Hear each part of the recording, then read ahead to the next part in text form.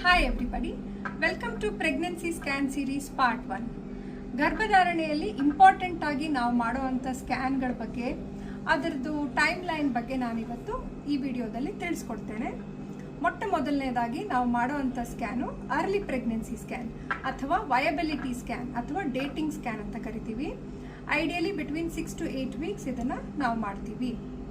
Second scan ಬಂದು NT scan ಅಂತ ಕರಿತೀವಿ ಅಥವಾ ನ್ಯೂಕಲ್ ಟ್ರಾನ್ಸ್ಲೂಸೆನ್ಸಿ ಸ್ಕ್ಯಾನ್ ಅಥವಾ ಫಸ್ಟ್ ಟ್ರೈಮಿಸ್ಟರ್ ಸ್ಕ್ರೀನಿಂಗ್ ಸ್ಕ್ಯಾನ್ ಅಂತ ಕರಿತೀವಿ.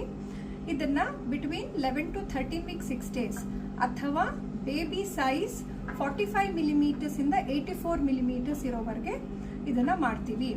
ಥರ್ಡ್ ಸ್ಕ್ಯಾನ್ ಬಂದು ಅನಾಮಲಿ ಸ್ಕ್ಯಾನ್ ಅಥವಾ ಟಿಫಾ ಸ್ಕ್ಯಾನ್ ಅಂತ ಕರಿತೀವಿ. ತುಂಬ ಇಂಪಾರ್ಟೆಂಟ್ ಆಗಿ ಮಾಡುವಂಥ ಸ್ಕ್ಯಾನ್ ಇದು. ಬಿಟ್ವೀನ್ 18 to 22 ವೀಕ್ಸ್ ಇದನ್ನು ಮಾಡ್ತೀವಿ.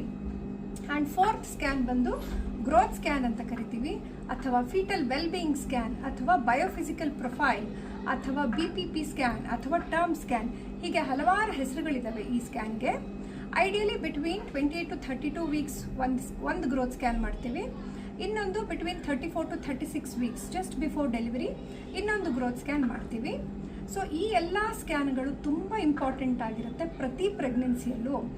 ಆ್ಯಂಡ್ ಕೆಲವೊಬ್ಬರಿಗೆ ಟ್ವಿನ್ಸ್ ಇದ್ದಾಗ ಅಥವಾ ಹೈ ರಿಸ್ಕ್ ಪ್ರೆಗ್ನೆನ್ಸಿ ಇದ್ದಾಗ ಅಥವಾ IVF ಪ್ರೆಗ್ನೆನ್ಸಿಗಳಿದ್ದಾಗ ಇನ್ನಷ್ಟು ಹೆಚ್ಚಿನ ಸ್ಕ್ಯಾನ್ಗಳ ಅವಶ್ಯಕತೆ ಇರುತ್ತೆ.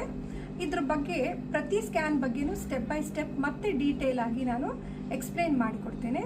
ಅಲ್ಲಿವರೆಗೆ ಈ ಪೇಜ್ನ ಫಾಲೋ ಮಾಡಿ. ಮತ್ತೆ ಸಿಗೋಣ. See you, bye.